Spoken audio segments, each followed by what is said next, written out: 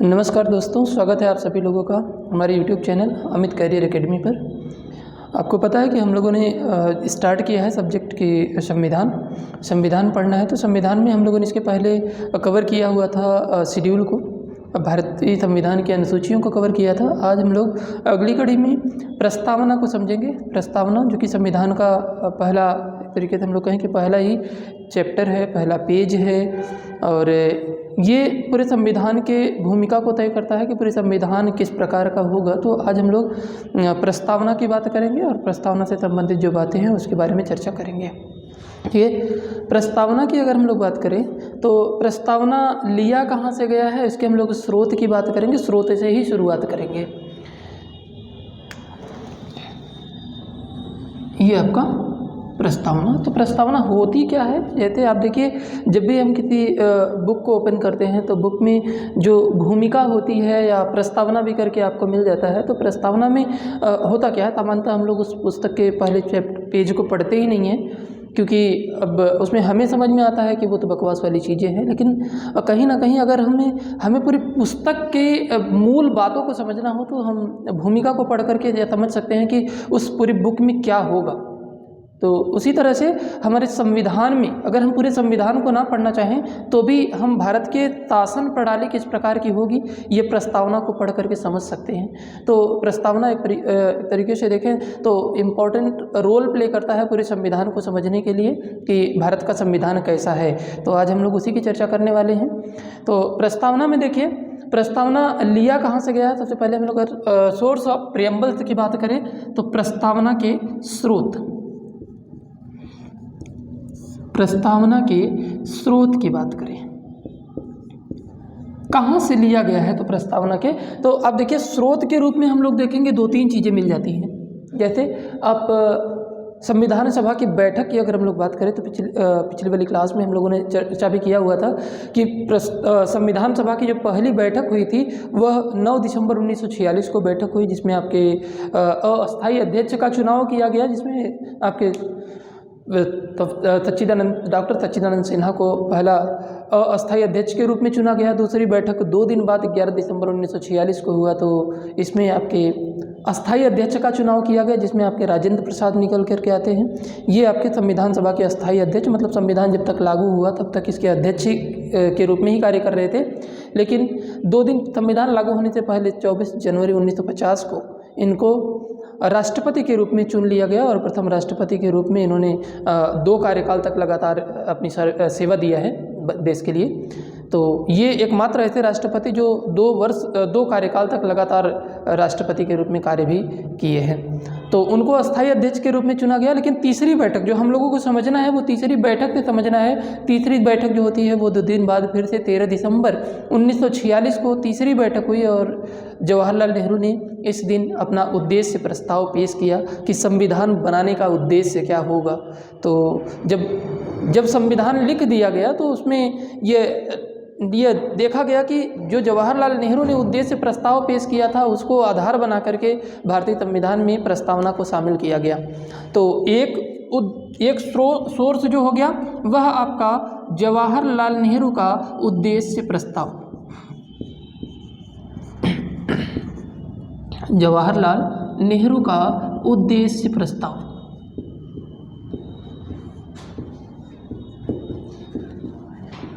जो उद्देश्य प्रस्ताव था वो कब लाया गया था, तो हम लोग यहाँ से देख लें। ये उद्देश्य प्रस्ताव लाया गया था संविधान सभा की तीसरी बैठक,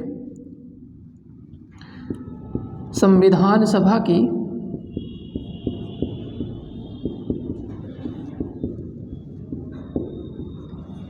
तीसरी बैठक हुई कब थी, तो 13 दिसंबर 1946 को।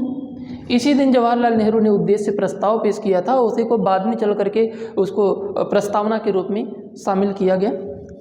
तो हम लोग देखें ये जो उद्देश्य प्रस्ताव पेश किया गया था एग्जैक्ट वैसा ही प्रस्तावना में शामिल नहीं किया गया। वो प्रस्ताव कुछ और था, उसमें भी कुछ चीज़ों को शामिल किया गया। हालांकि उस टाइम पर लोगों का यह विचार नहीं था कि यही आगे चल करके प्रस्तावना बनेगा, तो जब हमारा संविधान का निर्माण शुरू हुआ तो यूएसए का जब संविधान पढ़ा जा रहा था तो यूएसए एक ऐसा देश था, विश्व में हम लोग देखें जितने भी संविधान अब तक निर्मित हो पाए थे 1947 तक, तो उस टाइम तक अमेरिका का जो संविधान था उसमें भी प्रस्तावना को शामिल किया गया था। तो भारतीय भी प्रेरित होते हैं कि भारत के संविधान में भी प्रस्तावना होनी चाहिए।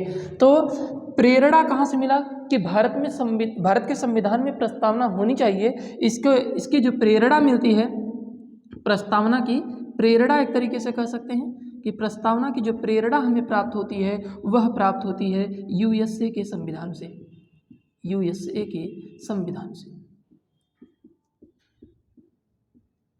यूएसए के संविधान ने अपने संविधान में प्रस्तावना शामिल किया था। तो यहाँ से हम लोगों ने ये विचार लिया कि प्रस्तावना का विचार लिया कि भारतीय संविधान में भी प्रस्तावना होनी चाहिए। तो ये दूसरा सोर्स हो गया। पहला सोर्स ये उद्देश्य प्रस्ताव, दूसरा सोर्स होगा प्रेरणा, मतलब कि प्रस्तावना में भी प्रस्तावना होनी चाहिए संविधान में। तीसरी अगर हम लोग देखें, तीसरा जो सोर्स रहा कि प्रस्तावना की भाषा, प्रस्तावना की भाषा कि प्रस्तावना शब्द की शुरुआत कैसे, जैसे हम लोग जानते हैं कि भारतीय संविधान की प्रस्तावना की शुरुआत जो होती है वो हम भारत के लोग से होती है। हम भारत के लोग भारत को संपूर्ण प्रभुत्व संपन्न समाजवादी पंथ निरपेक्ष लोकतांत्रिक गणराज्य बनाने के लिए, तो जो ये शुरुआत है, शुरुआत की जो लाइन है वो कहाँ से लिया गया है, यही आपकी प्रस्तावना की भाषा कही जाती है। प्रस्तावना की भाषा लिया गया है ऑस्ट्रेलिया के संविधान से।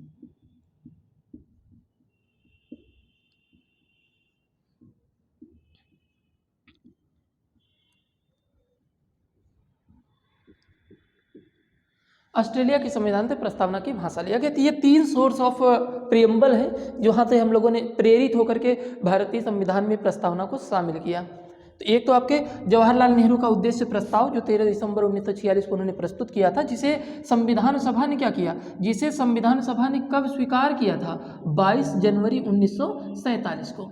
22 जनवरी 1947 को संविधान सभा ने इसको स्वीकार कर लिया था। ये भी इंपॉर्टेंट डेट है और पूछी भी जाती है। तो तब से अच्छा, अगर कहें कि प्रस्तावना लागू कब हुई, प्रस्तावना लागू हुई यही 22 जनवरी 1947 से लागू हो गया कि संविधान का उद्देश्य क्या होगा, संविधान सभा किस प्रकार से किस उद्देश्य के साथ संविधान का निर्माण करेगी। तो लागू होने का डेट भी आपके 22 जनवरी 1947। पूरे संविधान की बात नहीं कर रहा हूँ, याद रखिएगा। ये मैं सिर्फ प्रस्तावना की बात कर रहा हूँ कि उद्देश्य प्रस्ताव जो लागू हुआ था वो 22 जनवरी 1947 को हुआ था। तो प्रस्तावना कब से लागू हुई, यदि आपसे क्वेश्चन पूछा जाए तो 22 जनवरी 1900।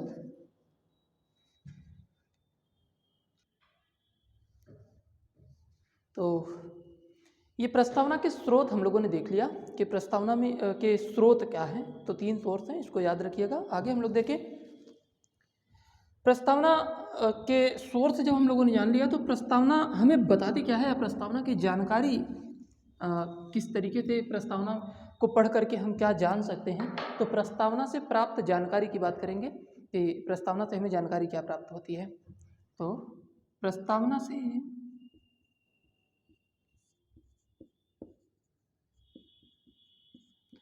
प्राप्त होने वाली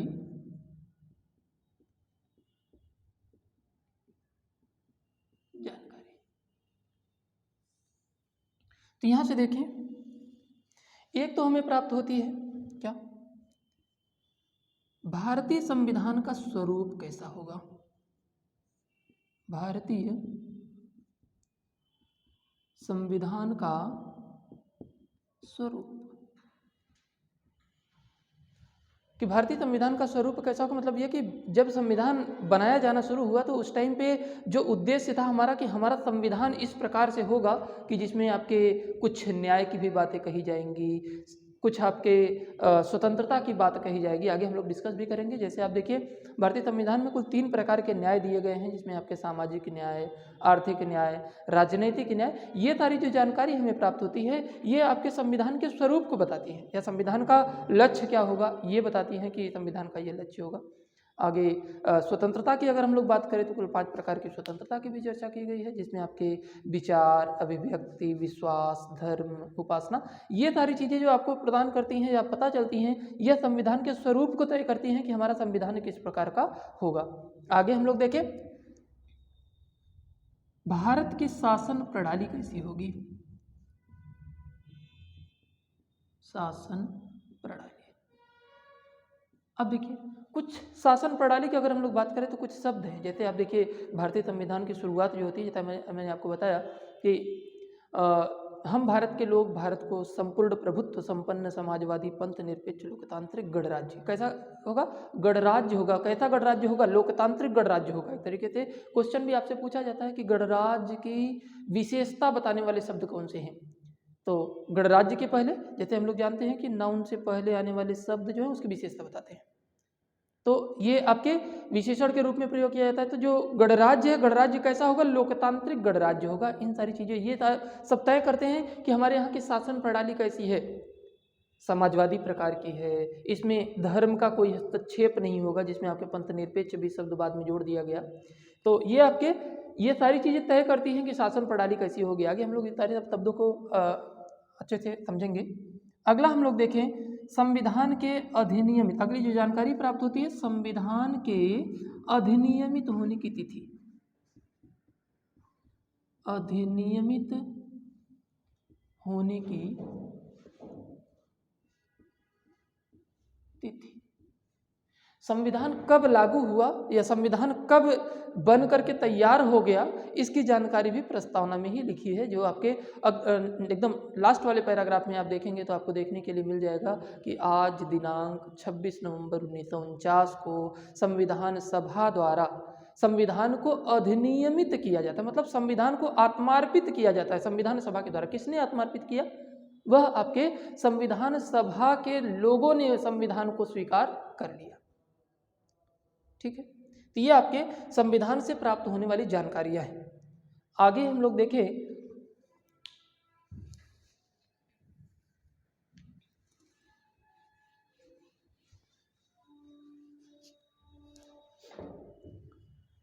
अगला, अगर हम लोग अगले टॉपिक की बात करें तो अगला हम लोग देखें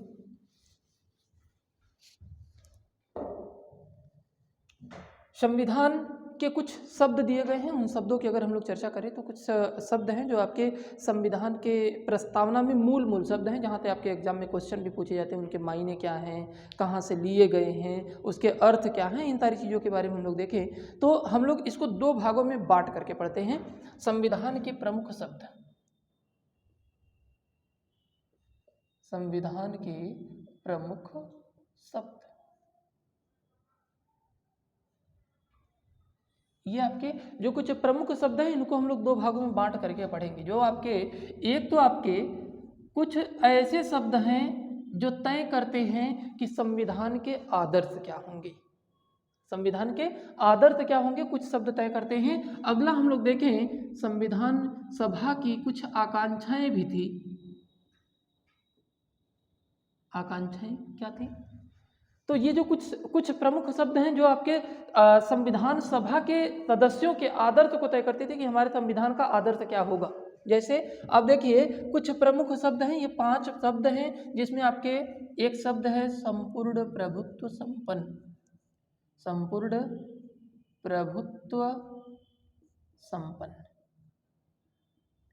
ये आपके संपूर्ण प्रभुत्व संपन्न, जिसे हम लोग संप्रभुता भी सामान्य में कह सकते हैं, ये संपूर्ण प्रभुत्व संपन्न। दूसरा हम लोग देखें समाजवादी, समाजवादी। अगला है आपका पंथ निरपेक्ष, पंथ निरपेक्ष। अगला है लोकतांत्रिक गणराज्य, लोकतांत्रिक, या ऐसे हम लोग कहें लोकतंत्र को समझे कि लोकतंत्र क्या है, लोकतंत्र। और अगला जो होगा वह है आपका गणराज्य। अब आने वाले एग्जाम में आपसे ये सारे क्वेश्चन पूछे जाते हैं कि इनके मायने क्या है, इनका अर्थ क्या है, इनका मतलब क्या है। तो वो सारी चीज़ें हम लोग एक एक शब्द को डिस्कस करेंगे। एक एक शब्द यहाँ जो शामिल किए गए हैं, ये शब्द अपने में एक एक चैप्टर, एक एक बुक के बराबर हम लोग कहेंगे कि ये आपके बहुत बड़े बड़े कॉन्सेप्ट हैं जो संविधान में की प्रस्तावना में बहुत संक्षेप में शामिल कर दिया गया है। और सामान्यतः संक्षेप में आपको बता भी दिया जाता है, क्योंकि हम लोग वन डे और मतलब ये आपके कहें कि पीएससी या पीसीएस लेवल के एग्जाम को देखते हैं तो वहाँ हमें इन शब्द के सिर्फ मायने पूछ लिए जाते हैं कि संपूर्ण प्रभुत्व संपन्न का अर्थ क्या है। जैसे हम लोग जानते हैं कि संपूर्ण प्रभुत्व संपन्न, संप्रभुता की बात करें तो संप्रभुता का मतलब यह कि राष्ट्र का जो राष्ट्राध्यक्ष होगा वो आंतरिक एवं बाह्य रूप से निर्णय लेने के लिए स्वतंत्र होगा। तो आंतरिक निर्णय में क्या कि बाह्य निर्णय में क्या है, तो ये आपका एक बहुत बड़ा कॉन्सेप्ट निकल करके आता है। जब भारत आज़ाद हुआ, भारत आज़ादी के टाइम पे भारत कैसा राष्ट्र बनेगा ये भी एक सोचनीय विषय था। तो सोचा गया कि भारत ने ये आपका भारत तो संपूर्ण स्वतंत्र हो गया, लेकिन स्वतंत्र होने के साथ साथ उसमें शासन व्यवस्था किस प्रकार की होगी, वो संपूर्ण प्रभुत्व संपन्न टाइप की व्यवस्था होगी, मतलब संप्रभु राष्ट्र होगा। तो इसमें आंतरिक एवं बाह्य रूप से निर्णय लेने की स्वतंत्रता होगी। इन सारी चीज़ों के बारे में हम लोग आगे एक एक चैप्टर के बारे में या एक एक शब्द के बारे में डिस्कस करेंगे। लेकिन पहले हम लोग आकांक्षा को समझ लेते हैं कि आकांक्षाएं क्या थी। जब संविधान सभा ने आदर्श तय कर लिया तो लक्ष्य क्या होगा, आकांक्षा को हम लोग कह सकते हैं कि ये लक्ष्य होगा कि जब हमारा संविधान लागू हो जाएगा, सही मायने में हम लोग अगर इन सारी चीज़ों को लागू करेंगे तो भारत का स्वरूप कैसा होगा, कैसा होगा, ये आपके कुछ शब्दों के माध्यम से यहाँ दिखाया गया है। जैसे हम लोग देखें समता, समता या समानता, समता या समानता। दूसरा हम लोग देखें बंधुत्व, बंधुत्व। अगला हम लोग देखें न्याय।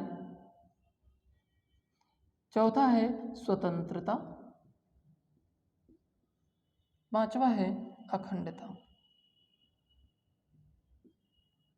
अब देखिए यहाँ से क्वेश्चन पूछा जाता है कि कितने प्रकार के न्याय की बात कही गई है। तो यहाँ पर देखिए 3 प्रकार के न्याय की भी बात कही गई कि भारतीय संविधान में कितने प्रकार का न्याय है, 3 प्रकार का न्याय है। एक है आपका सामाजिक न्याय, सामाजिक न्याय। दूसरा है आर्थिक न्याय।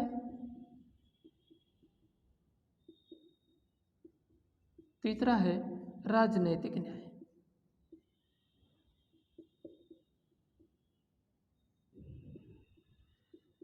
ये 3 प्रकार के न्याय की बात कही गई है।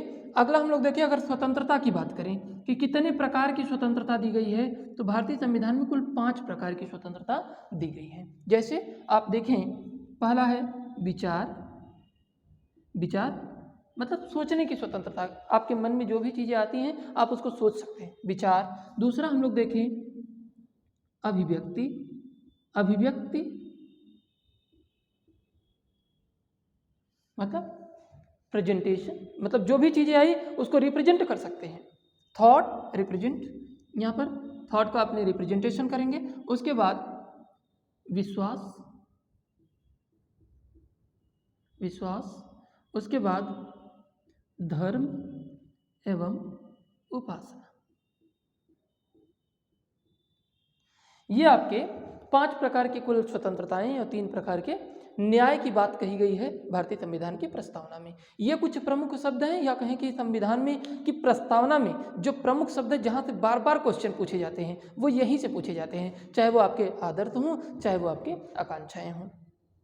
ठीक है, तो अब हम लोग एक एक शब्द के बारे में समझेंगे, जो आपके इनमें जो मूल भाव है उन भाव को हम लोग समझेंगे कि संपूर्ण प्रभुत्व संपन्न का मतलब क्या है, समाजवादी की बात क्या है, पंथ निरपेक्ष क्या है, लोकतंत्र क्या है, गणराज्य है। तो ये जो आपके शब्द दिए गए हैं इन सारी चीज़ों को हम लोग आगे समझेंगे कि इनके मायने क्या हैं।